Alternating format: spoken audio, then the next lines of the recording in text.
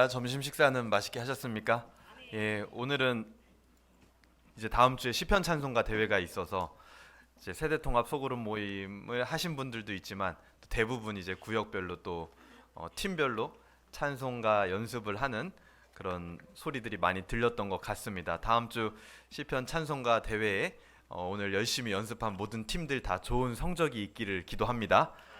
오늘 이제 종교개혁 우리 감사주일 이제 오늘 오후 예배에는 우리가 중세교회사를 이제 계속 보다가 오늘은 종교개혁 감사주일이기 때문에 시의적절하게 우리가 종교개혁의 역사를 조금 살펴볼 수 있으면 좋겠다 생각을 해서 중세교회사를 잠깐 멈추고 오늘은 이제 종교개혁사에 해당하는 부분이죠. 그래서 종교개혁사에 해당하는 부분을 우리가 함께 나누어 보려고 합니다. 오늘 제목을 한번 같이 따라해 보겠습니다. 단 한마디로 표현된 진리. 단 한마디로 표현된 진리. 네, 종교개혁사라는 것은 이제 그야말로 종교개혁이라는 이 단어 자체가 가져오는 뉘앙스가 있습니다. 그럼 이 단어랑 유사하지만 잘못된 의미로 쓰이는 단어도 있는데요. 그거는 뭐냐면 개혁운동이라는 말입니다. 개혁운동이라는 말은 변화를 주도하려는 것을 말합니다. 예를 들면 우리가 지난번까지 나누었던 중세 수도원 운동이라든지 십자군 운동이라든지 이런 여러 가지 운동들을 우리가 개혁 운동이라고 얘기를 해볼 수 있을 것 같습니다. 왜냐하면 수도원 운동도 지난번에 말씀드렸지만 교회의 타락을 보고 가슴 아파한 이제 사제들 수도사들이 수도원을 세워서 교회를 건전하게 하고자 일으킨 운동이 수도원 운동이었거든요. 근데 하지만 그 수도원 운동들은 다 어떻게 했죠? 결과가 실패했습니다. 실패. 왜요? 개혁 운동이었기 때문에 그렇죠. 변화를 주도하려고 했기 때문에 실패한 겁니다.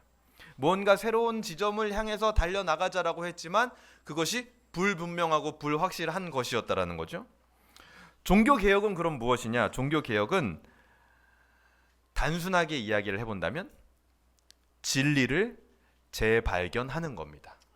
새로운 지점을 향해서 달려나가는 것이 아니라 원래 우리에게 있었던 그 진리를 재발견하는 것. 그것이 바로 종교개혁이다. 그래서 개혁운동과 종교개혁은 다르다. 그래서 종교개혁의 방향은 항상 구약의 선지자들과 사도들이 전했던 그 진리를 향합니다. 구약의 선지자들과 사도들이 향했던 그 진리의 핵심은 무엇이죠? 예수 그리스도입니다.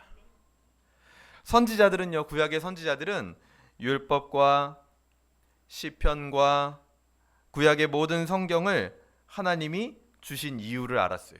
그리고 그것들을 해석하는 방법을 알았습니다. 모든 율법과 선지서 시편이 그리스도를 통하지 않고서는 해석이 되거나 이해될 수 없다라는 것을 깨닫게 됩니다. 선지자들은. 그래서 우리가 구약의 선지서들을 볼 때 항상 메시아 왕국을 이야기하죠. 그리고 고난받는 종에 대해서 이야기를 하죠. 이후에 오실 하나님의 나라에 대해서, 여호와의 나라에 대해서 꼭 이야기를 하면서 끝나죠. 모든 선지서들이. 그러니까 선지자들은 알았던 거예요. 우리가 받은 율법과 시편과 모든 선지자에게 주신 말씀이 그리스도를 통하지 않고는 온전하게 해석될 수 없구나. 그래서 선지자들은 항상 그리스도를 이야기하며 메시아를 이야기하며 하나님의 말씀을 전했습니다. 하나도 숨기지 않고 그대로 다 전했죠. 사도들은 무엇을 했습니까? 선지자들이 예언했던 그 메시아가 바로 예수 그리스도다라는 것을 확신하고 전한 거죠. 그리고 그 그리스도를 바라보는 삶이란 무엇인지를 가르친 겁니다. 사도들이 한 일은. 근데 하지만 중세 로마 가톨릭은요, 이런 선지자와 사도들과 같지 않고 그 진리를 숨겼습니다. 교회의 전통이라는 그런 미명 아래, 또 교황권을 유지하기 위한 제도라는 그런 허울 아래에 이 진리들, 이 예수 그리스도 안에 감추어진 보화들을 숨겼다라는 거죠. 그래서 종교개혁은 그 진리를 재발견할 때 일어났습니다. 단순히 어떤 형식을 바꾸기만 하려는 개혁운동은 반드시 역사 가운데서 보면 모순을 만납니다. 수도원 운동이 그랬고요. 십자군 운동이 그랬습니다. 그리고 원래 오늘 진도대로라면 나갔어야 할 스콜라주의도 마찬가지입니다. 진정한 종교개혁은 처음 진리로 돌이키는 것이다. 그래서 오늘은 이 종교개혁의 역사 중에 이러한 종교개혁의 역사 중에 한 인물을 우리가 살펴보려고 합니다. 500년 전에 일어난 종교개혁에 동참한 신앙의 선배들은요, 그야말로 흑암이 가득한 세상이었습니다. 정말 신앙생활하기 어려운, 그러니까 성경대로 신앙생활하기 어려운 그런 시대였어요. 그럼에도 불구하고 그들은 교회로서 이 세상에서 승리한 믿음의 사람들이다라고 오늘날은 불립니다. 그들을 통해서 배울 점이 매우 많죠, 우리가. 왜냐하면 오늘날 우리에게도 맡겨진 싸움이라는 게 있을 거거든요. 우리의 후손들이 300년 뒤에, 아니 300년까지 가지 않더라도 100년 뒤에만 보더라도 100년 전에 우리 신앙의 선배들에게 맡겨진 싸움은 이것이었을 것이다 라고 공부를 하는 날이 올 겁니다. 오늘날 우리가 한국 교회사를, 100년 전에 있었던 한국 교회사를 책을 보고 공부하는 것처럼요. 1503년 부활절 축제 때 한 청년이 있었습니다. 그 청년은요, 그 당시에는 칼을 차고 다니는 게 관습이었대요. 관습대로 칼을 차고 있었는데 그 칼집에 칼을 넣다가 순간 손이 쓱 베이게 됩니다. 근데 그냥 단순하게 베인 게 아니라 동맥까지 살짝 딱 스쳐 지나가 버려요. 그래서 피가 나기 시작하는데 정신이 희미해질 정도로 피가 막 철철철 흐르는 거예요. 그때 그 청년은 기도합니다. 관습대로 마리아여 도와주시옵소서 하고 기도합니다. 다행히 그 청년은 죽지는 않고 목숨은 건졌지만 그에게는 인생에 있어서 굉장히 충격적이고 두려운 사건이었습니다. 뭐가요? 내가 어느 순간 한날 한시에 갑자기 죽을 수도 있겠구나. 별것도 아닌 일인데 나는 죽을 수 있구나. 별것도 아닌 일인데 갑자기 어느 순간 하나님 앞에 서야 될 때가 오겠구나 진짜로. 그 죽음의 공포를 경험했다라는 거죠. 그래서 이 죽음의 공포라는 거는 제가 오늘도 이제 말씀을 준비하고 역사를 보면서 저도 그렇게 인생을 살면서 막 죽음의 공포를 느낄 만큼의 어떤 사고를 경험해 본 적이 사실 없습니다. 그래서 이거는 제가 봤을 때는 느껴보지 않은 사람은 절대 모른다. 아무리 말로 설명해도 죽음이 얼마나 공포스러운지, 얼마나 끔찍한 것인지. 근데 이 청년은 그것을 느꼈던 것이죠.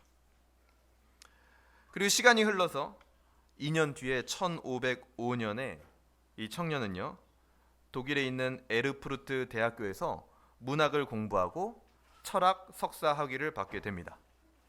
전체 학생들 중에 차석을 할 만큼 굉장히 똑똑하고 유능한 청년이었어요. 그리고 앞으로의 진로, 희망 진로는 법학대학원에 진학을 해서 법학자가 되어서 우리 집안을 한번 일으켜보겠다. 그 청년의 아버지도요, 그 청년에게 그렇게 계속 권유를 했습니다. 너는 법학자가 돼서 우리 집안을 좀 일으키면 좋겠다. 그런데 어느 날 이 학생이 길을 걸어가고 있는데 비가 내리고 있었어요. 근데 이 학생 앞에 천둥 번개가 내리꽂히는 광경을 마주하게 됩니다. 그러면서 불현듯 자기가 2년 전에 죽을 뻔했던 그 기억이 떠올라요. 그러면서 자기 안에 내재되어 있던 언젠간 내가 죽고 하나님 앞에 어느 순간 갈 수도 있다라는 그 공포심이 다시 한번 이 학생을 뒤덮기 시작합니다. 맞아. 내가 별것도 아닌 일로 갑자기 하나님 앞에 갈 수도 있어. 갑자기 내가 죽을 수도 있어. 하면서 이 학생은 너무 무서워서 어떤 기도를 하게 되냐? 아까 처음에는 누구한테 기도했죠? 마리아여 저를 살려주시옵소서 이렇게 기도했죠. 이 학생이 이번엔요, 오 안나여 하면서 안나에게 기도를 합니다. 안나는 누구냐면요, 전승에 의하면 마리아의 엄마였다 이렇게 얘기를 합니다.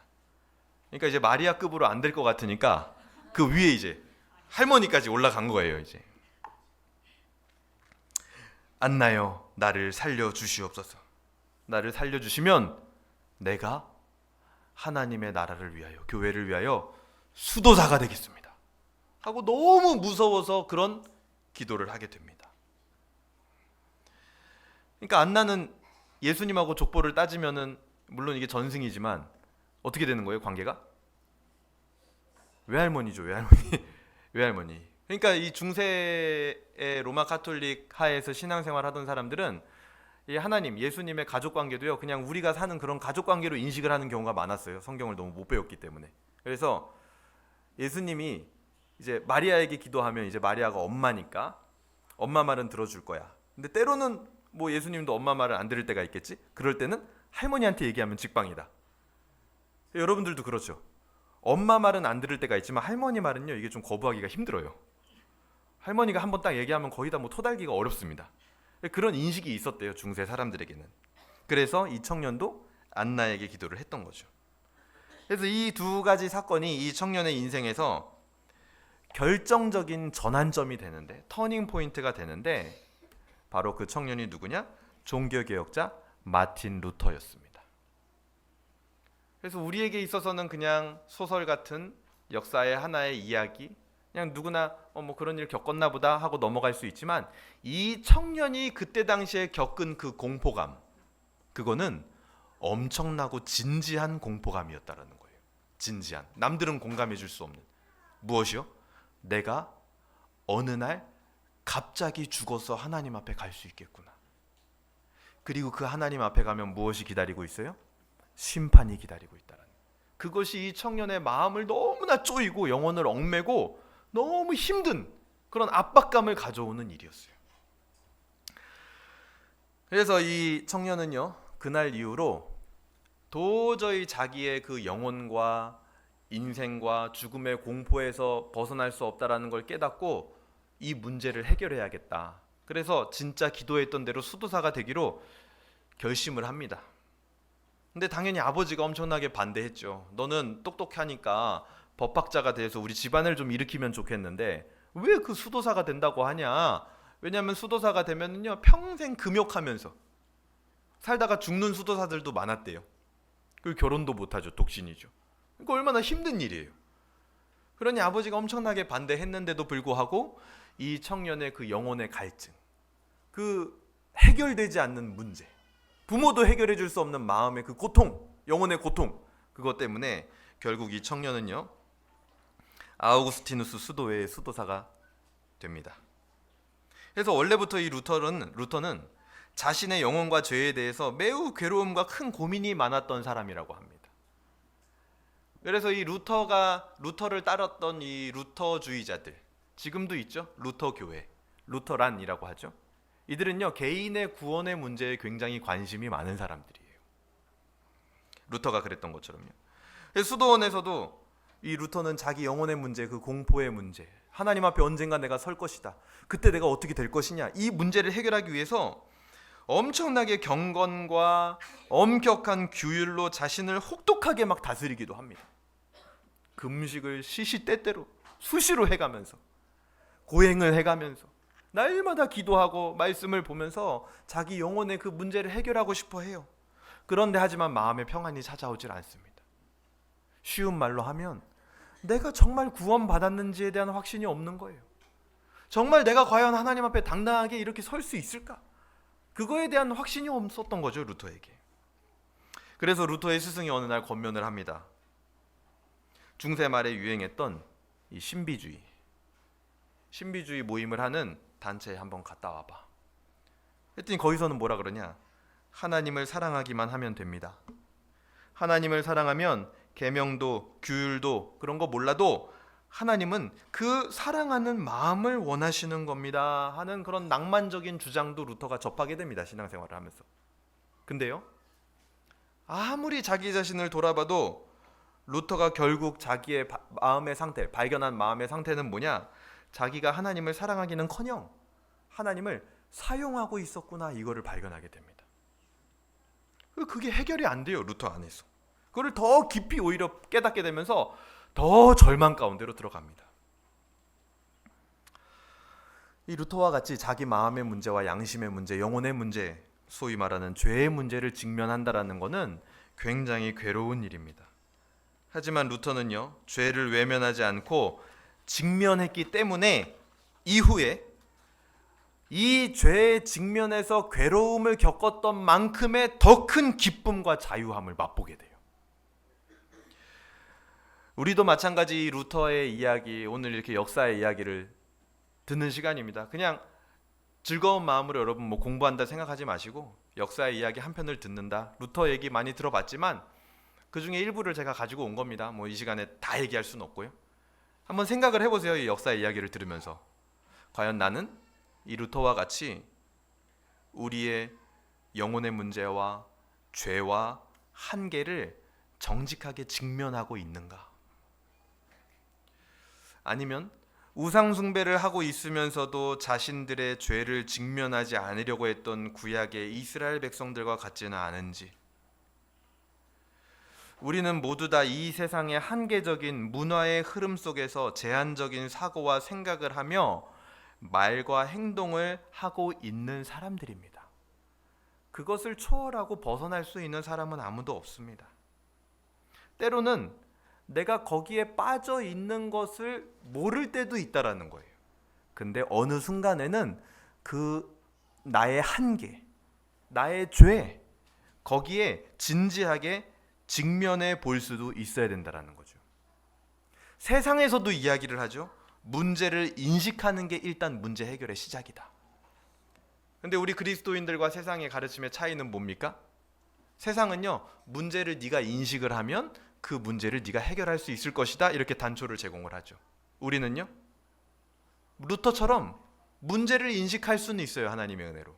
그런데 그 문제를 해결할 힘은 나에게 없습니다.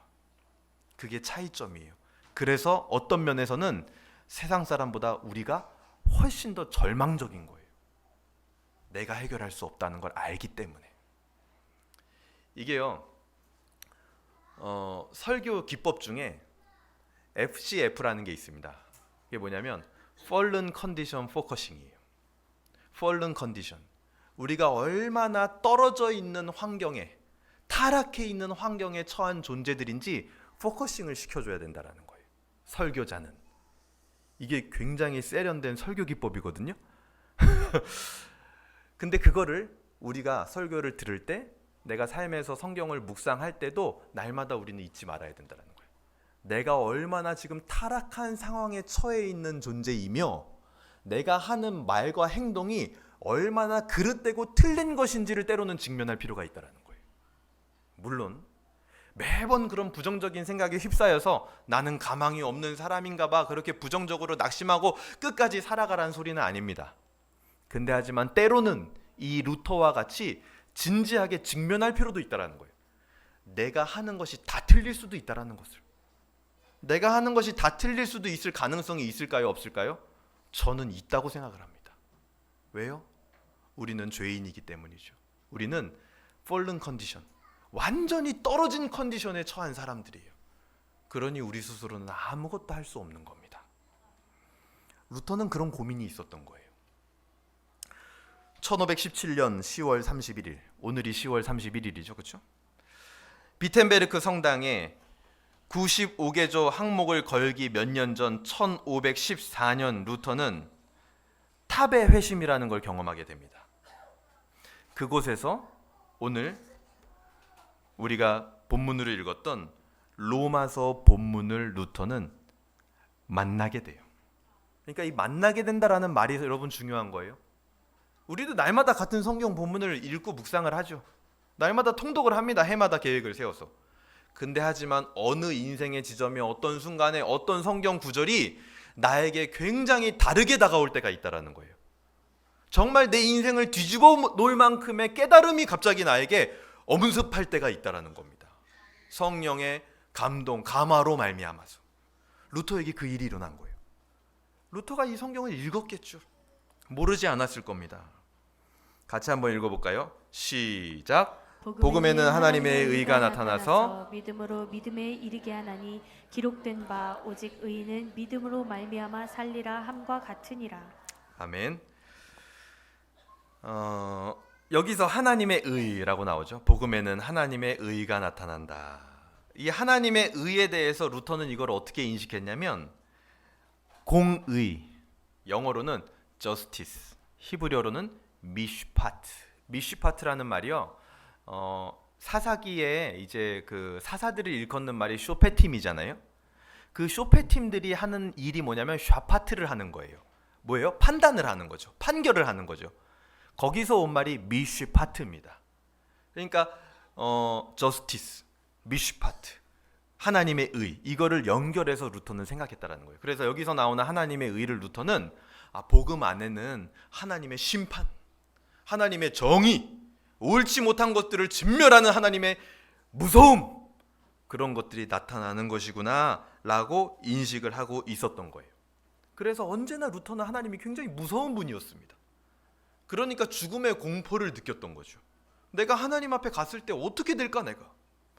오늘도 수많은 죄를 나는 짓고 사는데 내 마음속으로 이거 과연 하나님 앞에 내가 이 문제를 가지고 들고 나갈 수 있을 것인가. 그런 고민이 있었던 겁니다. 하나님이 무서운 분이었기 때문에. 그런 분으로 여기고 있었는데 그때 그 탑에서 이 로마서 1장 17절의 말씀을 보는데 루터가 깨닫게 되는데 뭘 깨달았냐? 이곳에서 말하는 이 하나님의 의가 심판으로서의 공의를 말하는 것이 아니라 바로 하나님과의 올바른 관계 회복에 대한 의라는 것을 깨닫게 됩니다. 영어로는 righteousness라고 하죠. 바른 관계, 올바름, 하나님과의 관계를 뜻하는 의구나. 복음에 나타나는 것은 그거구나. 하나님과의 올바른 관계 맺음이 나타나는 거구나. 관계 맺어주심이 나타나는 거구나. 심판만 나타나는 게 아니라. 그것을 루터는 깨닫고 충격을 받게 돼요. 그래서 복음에서 나타나는 하나님의 의, 하나님하고 하나님이 인간과 올바른 관계를 맺어주는 그것을 믿는 사람은요, 어떠한 환경, 심지어 나 자신의 한계적인 그 죄성에도 불구하고 그거를 믿기 때문에, 하나님이 나랑 올바른 관계를 맺어주신다라는 것을 믿기 때문에 그 믿음이 결국에는 끝까지 믿음에 이르게 하는 겁니다. 여기서 말하는 이 믿음은요, 신뢰라는 말로 대신할 수 있어요. 그 믿음, 하나님이 인간과 그런 올바른 관계를 맺어줌이 복음에서 나타나는 거구나. 그 사실을 믿으면 끝까지 그 사람은 신뢰를 할 수 있게 된다는 거예요. 하나님을. 그래서 믿음으로 믿음에 이르게 한다라는 말이 나오는 겁니다. 나랑 관계를 맺어주시는 하나님을 믿기 때문에 내가 끝까지 하나님을 신뢰할 수 있게 된다는 거예요.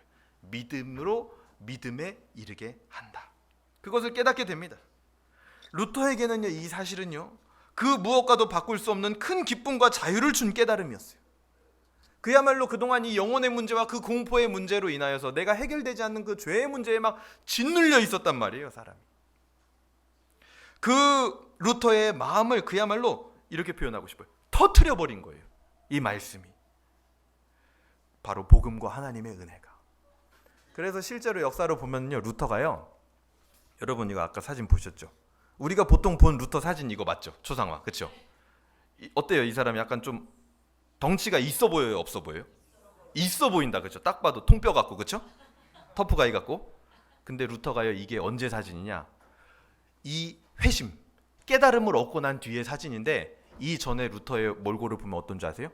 굉장히 슬림해요. 루터는요, 복음을 깨닫고 하나님의 은혜를 깨닫고 살이 굉장히 많이 쪘다고 합니다. 왜요? 진짜 자유함을 경험한 거예요. 그래서 이제 쉽게 말해서 마음이 너무 편해진 거예요. 더 이상 내 영혼의 문제와 죄의 문제로 고통하지 않는 거예요. 여러분, 가장 큰 스트레스가 뭡니까? 심리적인 스트레스예요. 정신적인 압박입니다. 그거를 루터는 계속 느끼면서, 그러니까 살이 찔 수가 없죠. 근데 진짜 하나님의 은혜를 경험하고 나서 마음이 편해지니까 어때요? 몸으로 나타나. 주로 괜히 이 말을 하면은 또 오해가 생길 수 있기 때문에 남자분들이 뭐 살이 찐다 그런 얘기를 하려고 했는데, 결혼하고서도 이제 슬림한 분들이 있어서 그럼 그분들은 뭐 안 편한 거냐 이런 얘기가 또 나오면 안 되잖아요. 예, 그냥 안 하겠습니다. 이렇게 얘기하면서 어차피 다 했죠, 제가. 예. 그래서 루터는 그랬다라고 역사에서 이야기를 합니다, 실제로. 그래서 복음의 은혜, 루터에게 이 온 자유함, 그 기쁨은 진짜 루터의 삶에 영향을 미치는 기쁨이었다라는 거예요. 이론이 아니었다라는 거죠. 그래서 이 말씀과 대면한 후에 루터는요, 자기가 가는 길이 지금 잘못된 길이었다라는 것을 깨닫게 됩니다. 왜요? 자기 의를 내세우고 로마 카톨릭의 전통을 지키기 위해서 하나님의 구원의 방식을 무시해 왔다라는 거예요. 믿음으로 믿음에 이르게 한다라는, 믿음으로 구원받는다라는 그 방식을 무시해 왔다라는 것을 알게 된 겁니다. 그래서 루터는 1517년 개혁의 신호탄을 쏘기 전에 오직 은혜, 오직 믿음, 오직 그리스도를 통해서 구원을 얻는다라는 결론에 이르게 됩니다. 이미 그리고 나서 이제 1521년에 95개조 반박문을 비텐베르크 성당 문 앞에 걸게 되는 거죠.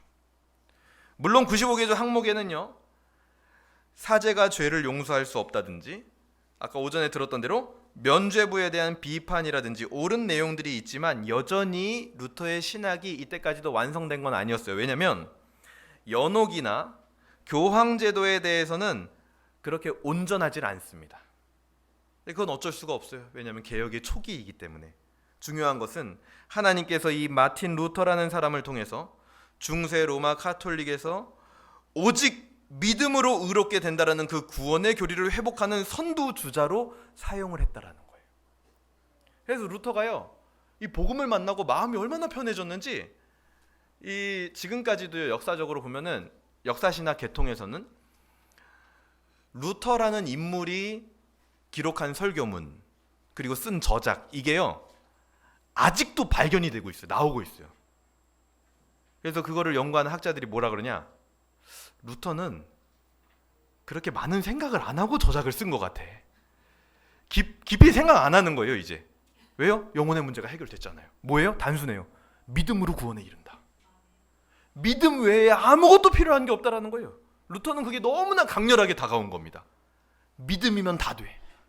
은혜면 끝나는 거야.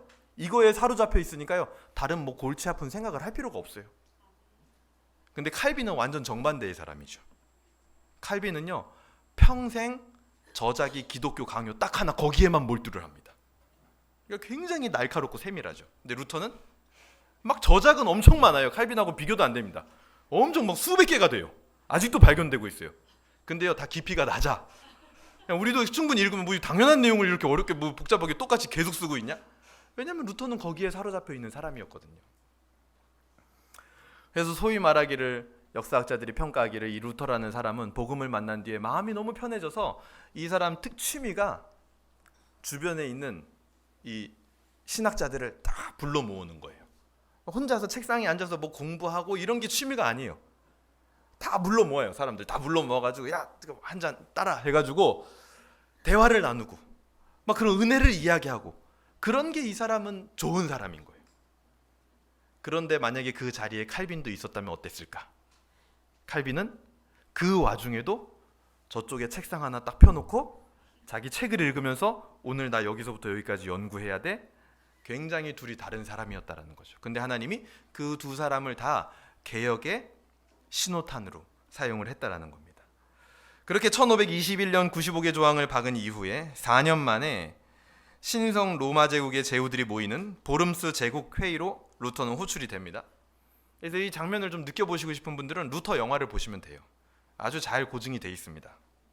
이 회의에서 카를 5세 황제가 루터에게 지금까지 했던 주장을 다 철회를 해라. 뭐냐, 무슨 주장이냐? 은혜와 믿음으로 구원받는 것이 아니라 사제와 교회에 의해서 구원받는 것이라고 인정을 하라는 거예요. 너 마음대로 바꾸지 말라는 거죠. 그래서 이 엄청난 압박과 위험 앞에 루터는요, 유명한 말을 하나 남깁니다. 그게 이 말이에요. 여러분 한 번쯤은 아마 들어보셨을 겁니다. 내 양심은 하나님의 말씀에 사로잡혀 있습니다. 나는 아무것도 철회할 수 없고 또 그럴 생각도 없습니다. 왜냐하면 양심에 반대하여 행동하는 것은 안전하지도 못할 뿐더러 현명한 일도 아니기 때문입니다. 하나님이여 이 몸을 도우소서 하면서 종교개혁의 신호탄이 올라가게 되는 겁니다.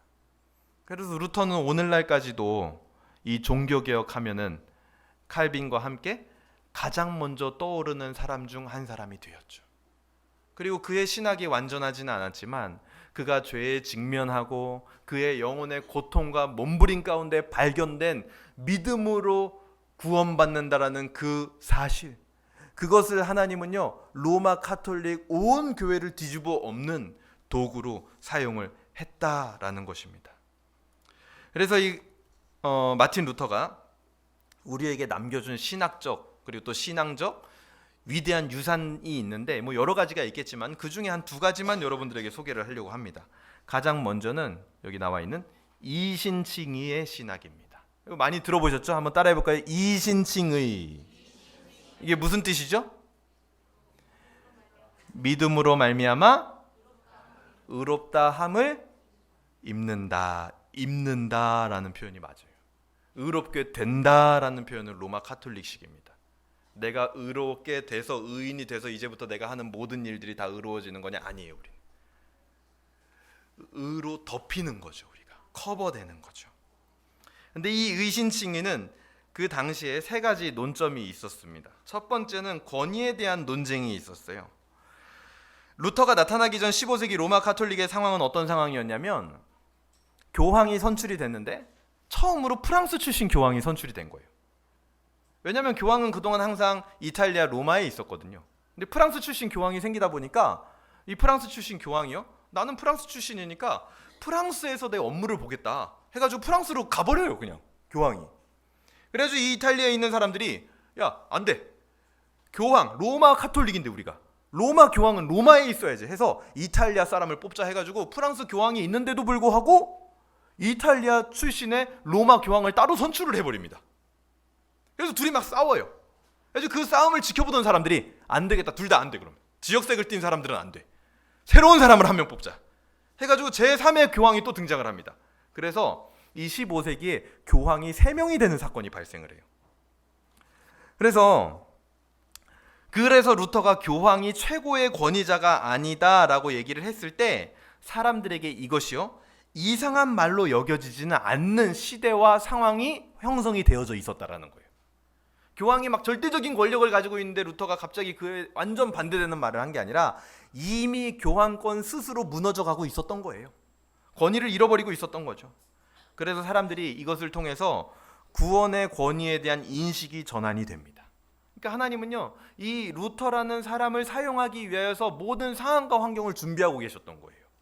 그래서 그때 루터가 딱 한마디를 뱉으니까 사람들의 마음에 확 와닿게 되는 거죠. 두 번째는 번역에 관한 논쟁입니다. 1400년 중반에 동로마가 멸망을 하면서 많은 이 성경 사본들이요 로마 교황권 서로마로 유입이 됩니다. 그러면서 사람들에게 사본에 대한 관심이 막 늘어나요. 더 이거보다 이전에 쓰여진 사본이 있대. 이게 더 원본과 가깝지 않을까? 하면서 관심이 늘어납니다.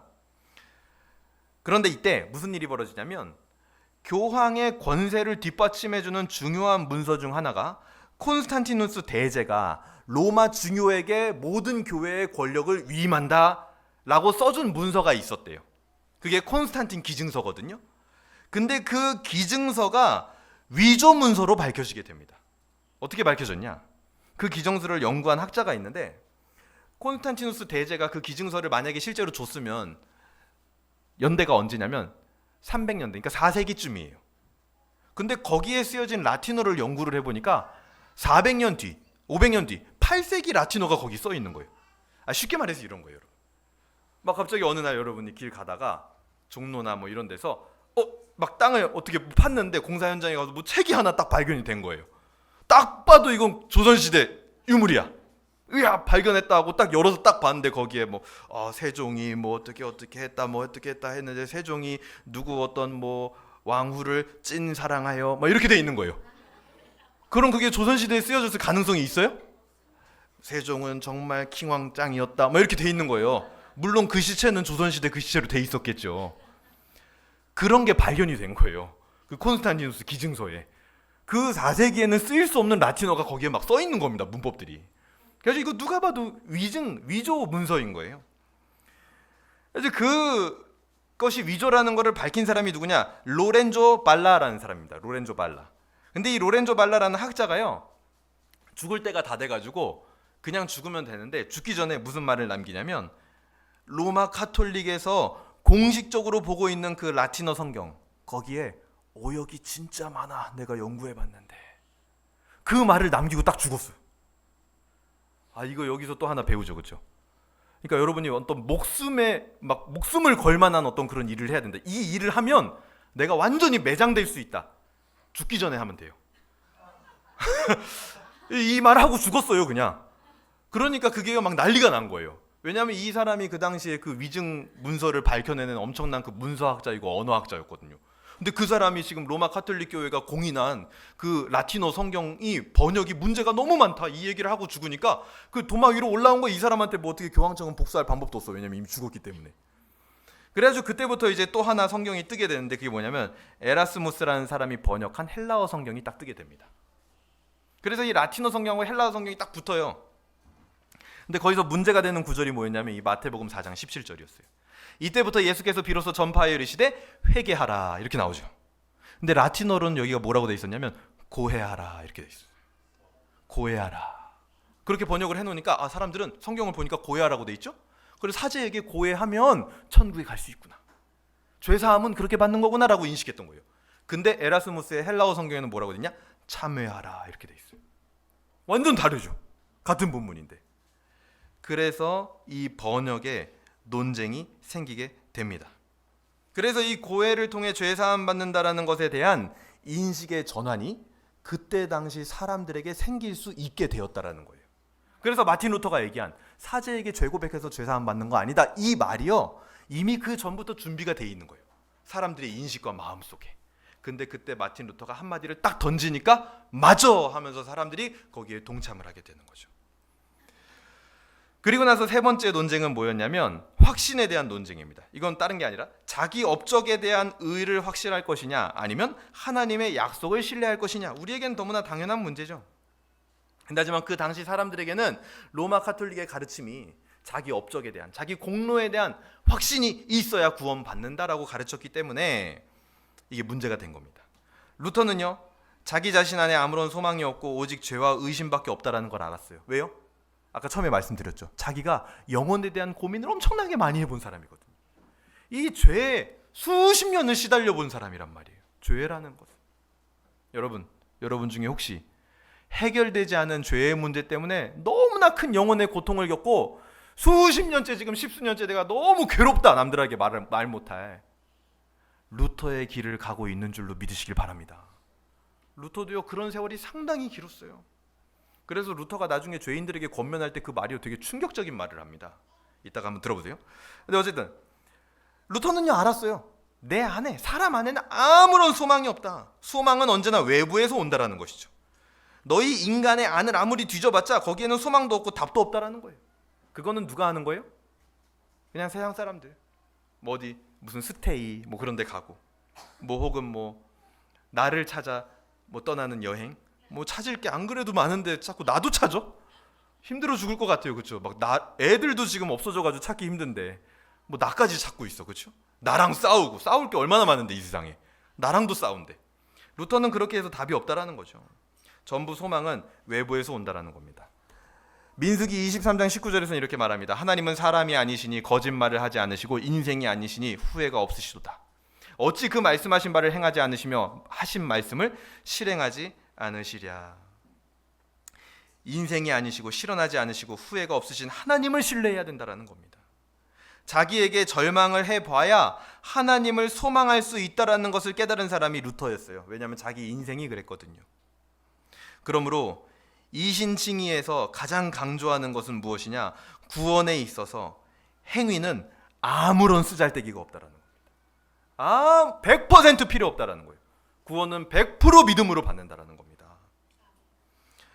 그래서 루터가 그런 말을 해요. 죄인들에게, 사람들에게, 죄의 문제 때문에 고통하고 신음하는 사람들에게 그런 말을 합니다. 가서 담대하게 죄를 지어라. 충격적이죠.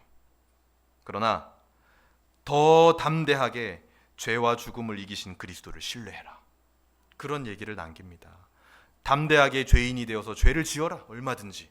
그러나 더 담대하게 죄와 죽음을 이기신 그리스도를 신뢰해라. 그 믿음으로, 그 신뢰가, 그 믿음이 너를 믿음에 이르게 할 것이다.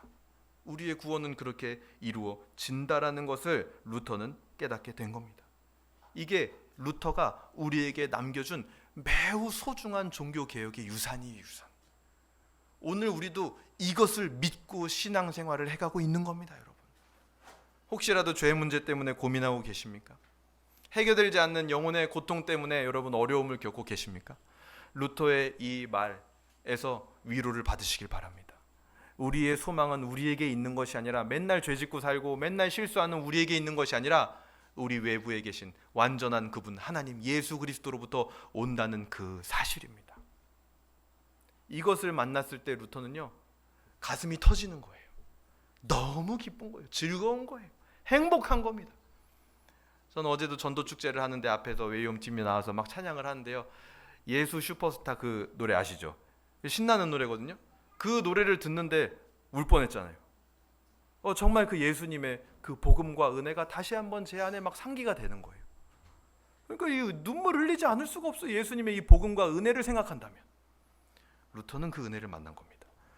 두 번째, 루터가 우리에게 남겨준 또 하나의 귀중한 유산은 바로 십자가 신학이라는 겁니다. 이것은요, 루터 신학의 꽃이라고도 말할 수도 있는 부분입니다. 루터에게 하나님은 어떤 분이셨냐? 항상 이런 분이셨어요. 구원자 이스라엘의 하나님이여 진실로 주는 스스로 숨어 계신 하나님이시니이다. 항상 하나님은 숨어 계시는 분, 그런 수수께끼 같은 분이었어요. 십자가는 그만큼 루터에게 어려운 문제였습니다. 하나님이 세상에 보이신 역설적인 진리였기 때문이죠. 루터는 이렇게 말합니다. 십자가 고난은 하나님의 은총을 보여주는 가장 순수한 증거이다. 당시 중세 로마 카톨릭에서 일반적으로 생각했던 고난과 고통의 문제에 대한 해석은 이런 거였습니다. 하나님의 영광이 우리에게 임할 때 우리는 병이 낫고, 하나님의 영광이 우리에게 임할 때 우리는 부유하게 되고 편안하게 해준다 라는 것이 중세 로마 카톨릭의 고난과 고통의 해석이었습니다. 근데 루터는 이것을 완전히 정반대로 뒤집어 버려요. 뭐라 그러냐? 오히려 고난을 받는 그것 자체가 하나님의 은총이 임하고 있다는 증거다. 하나님은 먼저 우리가 복음의 자유가 주는 기쁨을 맛보기 전에 우리 자신의 계획과 의도에 절망을 하도록 하신다는 거예요. 복음의 기쁨을 맛보기 전에 나의 것이 다 좌절되도록 맛보게 하신다는 거예요. 소망 전에 절망이 있고, 부활 전에 십자가가 있고, 천국 전에 지옥을 맛보게 될 것이다. 루터는 이렇게 얘기를 합니다. 그래서 구약의 모든 역사를 다 살펴봐도 그렇죠. 하나님이 이스라엘 백성들을요 상당히 괴롭혀요. 그들을요 궁지의 끝으로 몰아넣습니다. 근데 그 구석, 그들이 몰린 코너, 거기가 바로 메시아가 있는 곳이었죠. 거기가 바로 그들이 은혜 받을 장소였습니다. 그래서 그들을 몰아넣으실 수밖에 없는 거예요.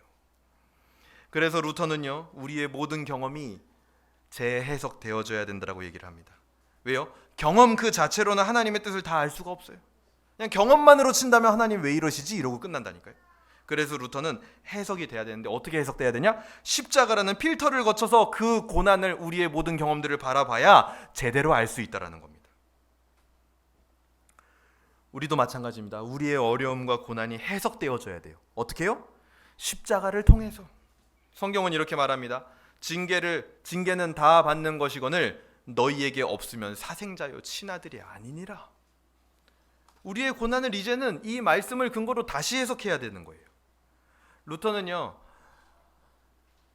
히브리서 주석 서문에서 이렇게 얘기를 합니다. 십자가에 못 박히신 그리스도를 알기 원합니다. 그분을 찬양하고 자신에 대한 신뢰를 포기하십시오. 그리고 고백하십시오. 사랑하는 주 예수님, 당신은 나의 의가 되시며 나는 당신의 죄가 됩니다. 당신은 나의 모든 것을 받아주셨고 당신은 당신의 모든 것을 나에게 주셨습니다. 당신의 몫이 아닌 것을 짊어지셨고 나는 내 것이 아닌 모든 것을 가지게 되었습니다. 주님과 우리와의 관계가 그렇죠. 주님과 우리는요 서로 모든 것을 맞바꾼 관계예요. 모든 것을 한번 맞바꿔 본 관계입니다. 근데 우리가 주님에게 다 드린 건 뭐예요? 내가 있는 거 다 줬어요 주님에게. 그건 뭐예요? 죄예요. 온통 죄예요. 우리가 의롭다라고 생각했던 우리의 의도 주님에게 가면 그것은 죄가 됩니다. 우리는 주님에게 모든 죄를 다 줬어요. 그것도 또 어떨 때는요 철없이 기쁜 마음으로 그냥 뭐 내가 좋은 거 주는 줄 알고 막 주는 착각을 하겠죠. 주님도 우리에게 모든 걸 다 주셨습니다. 뭘요? 진짜 의를 다 주셨죠. 그래서 바꿔버렸습니다. 주님의 의와 우리의 죄를. 그러니까 보통 관계가 아니에요. 서로 가진 모든 것을 뒤바꿔본 관계입니다. 루터는 그걸 깨달은 거예요. 내 것이 아닌 것을 주시기 위해 주님이 고통당하셨으므로 우리도 내 것이 아닌 것을 지금 잊게 되는 겁니다. 누구 거예요 이거는? 원래 예수 그리스도 거예요. 근데 내 것이 아닌 것을 입게 되는 것이고 그것에 맞추어 우리는 살아가야 된다라는 거예요. 근데 그것에 맞추어 살아갈 때 우리는 고통을 겪게 된다라는 거죠. 히브리서 12장 11절에서는 이렇게 얘기합니다. 무릇 징계가 당시에는 즐거워 보이지 않고 슬퍼 보이나 후에 그로 말미암아 연단받은 자들은 의와 평강의 열매를 맺느니라. 예수 그리스도의 옷을요 우리가 처음 입으면요 맞지 않아요. 이것은 다윗이 사울의 옷을 입은 거 그거랑은 다른 거죠. 사울의 옷은 그냥 죄의 옷입니다. 인간의 옷이에요. 인간 왕의 옷입니다.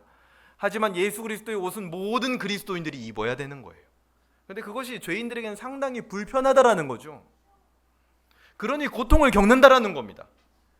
근데 하지만 그로 말미암아 연단받는 자들은 의와 평강의 열매를 맺는다라는 거예요. 이것이 바로 루터가 이야기했던 십자가 신학입니다. 그래서 우리가 받고 있는 고통들, 우리가 예수님 믿으면서 받는 어려움들, 인생의 환난들, 이 모든 것들이 이 히브리서 말씀을 통하여 재해석되어져야 된다는 거예요. 오늘 여러분들도요, 여러분들이 겪어왔던 고통과 고난의 문제들을 재해석하시길 바랍니다. 그리고 그 문제들은요 반드시 해석을 하고 넘어가야 돼요, 여러분. 아니면 다음에 또 만났을 때요 해석이 안 되어져 있으면은 그냥 불평과 불만만 나올 뿐입니다. 하나님 계시다면서 나를 왜 또 이런 상황에 넣는 거야? 하나님 왜 나를 안 도와주는 것 같아 도대체? 뭐야 나한테 바라시는 게? 해석이 안 되어 있는 거죠. 우리 인생의 가장 큰 고통이 뭡니까? 인생의 문제가 해석이 안 되는 거예요. 도대체 이게 뭔 일이야? 이게 해석이 안 될 때 제일 괴롭습니다. 근데 언제 제일 기뻐요? 해석이 될 때 우리는 마음의 평안과 치유를 얻어요. 욥기가 딱 그렇죠. 욥이요 하나님 앞에 엄청난 질문을 많이 합니다. 고통 때문에. 내가 왜 이런 고통을 당해야 됩니까? 근데 하나님이 욥한테요 그 고통의 문제에 대한 질문에 대한 대답을 안 해주세요. 하나님의 논지는 뭐냐? 설명해 준들 네가 알 수 있겠니? 그 고통과 고난의 문제는 이처럼 매우 신비한 십자가 안에서 해석되어져야 되는 문제인데 네가 그걸 깨달을 수 있어? 너 그거 못 깨달아. 그러고 이 욥에게 다른 깨달음을 주시는데 그게 뭐냐? 바로 자기가 받았던 이 고난과 고통의 문제 가운데 하나님이 함께하고 계셨다라는 거예요. 그래서 자기 문제가 그런 식으로 해석이 되니까 욥이요 치유받습니다. 더 이상 자기가 인생에 왜 이런 일이 왔는지 그게 궁금해지지 않아요. 왜요? 치유가 됐거든요. 그래서 우리 인생의 문제는 해석되어져야 된다. 여러분 덮어놓고 넘어가지 마세요. 특히 신앙의 문제들 그냥 지나가지 마세요. 가장 중요한 문제입니다.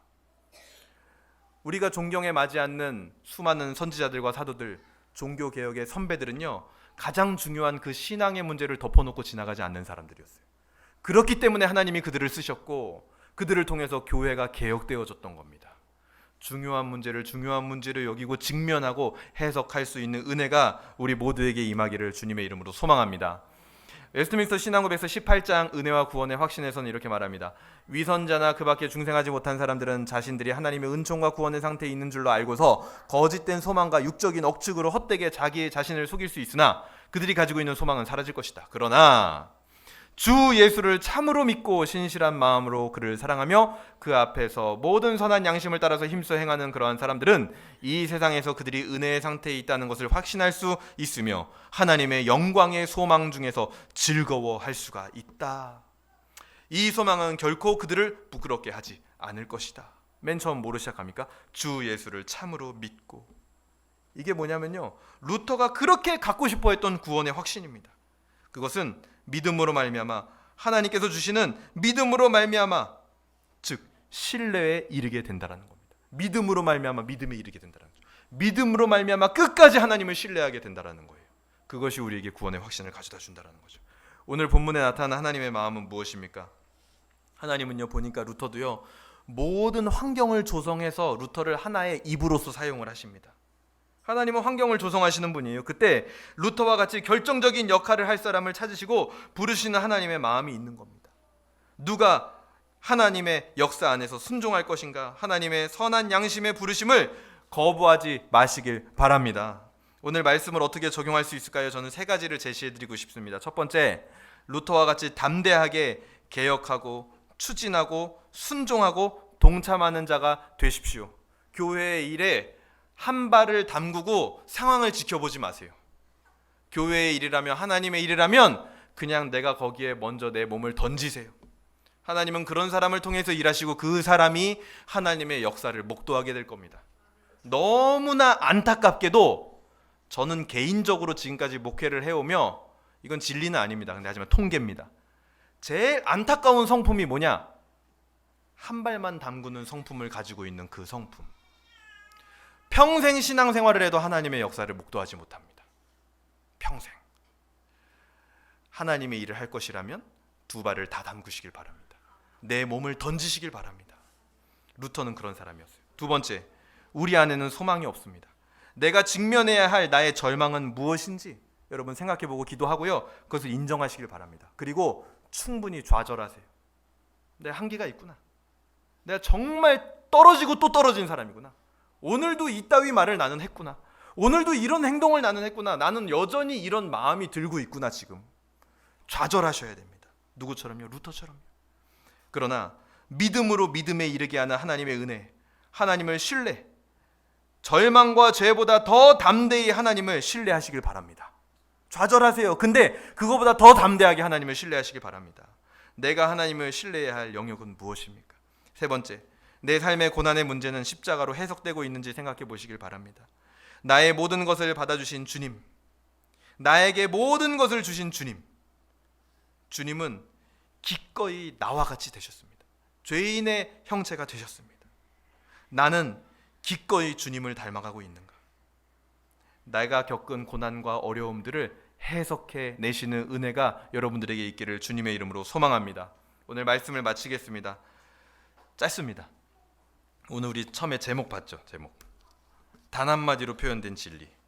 루터가 발견한 단 한마디로 표현된 진리는 바로 믿음입니다. 믿음. 루터에게 너 진리가 뭐라고 생각하니? 물어보면 루터는요 딱 한마디를 했을 거예요. 바로 믿음이다. 진리는 믿음이다. 그 믿음이라는 단어를 중세 로마 카톨릭 안에서 루터는 재발견해낸 거예요. 자, 여러분에게 있어서 진리를 단 한마디로 표현한다면 하나님이 여러분들에게 맡기고 싶어하는 그 개혁의 과제, 너 안에서 재해석되어져야 될, 재발견되어져야 될 그 단 한마디 신앙의 요소는 여러분 무엇입니까? 기도하면서 발견하기를 주님의 이름으로 소망합니다. 우리 이 시간 같이 함께 기도하도록 하겠습니다. 오늘 기도할 때는 제가 마지막에 말씀드린 이 적용의 내용을 놓고 우리가 함께 기도했으면 좋겠습니다. 우리가 하나님의 일, 또 개혁의 일, 그 일에 동참하는 자가 하나님 되게 하여 주시옵소서. 또한 우리 안에 소망이 없다라는 사실을 인정하고 하나님을 더 담대하게, 내가 죄 짓는 것보다도 더 담대하게 하나님을 신뢰하게 하여 주시옵소서. 또한 내 삶의 고난의 문제를 십자가로 해석하게 하여 주시옵소서. 나에게 모든 것을 주시고 나는 주님에게 모든 것을 주셨는데 이제는 그냥 신앙의 문제를 덮고 넘어가는 것이 아니라 내 삶의 어려움을 십자가로 해석하는 우리가 되게 하여 주시고, 루터가 믿음을 재발견했듯이 나도 나의 삶의 영역에 신앙의 여정 가운데 재발견해야 될 신앙의 요소는 무엇입니까? 거기에 우리가 헌신하게 하여 주시옵소서. 우리 시간 같이 함께 기도하도록 하겠습니다. 기도합니다. 하나님 아버지,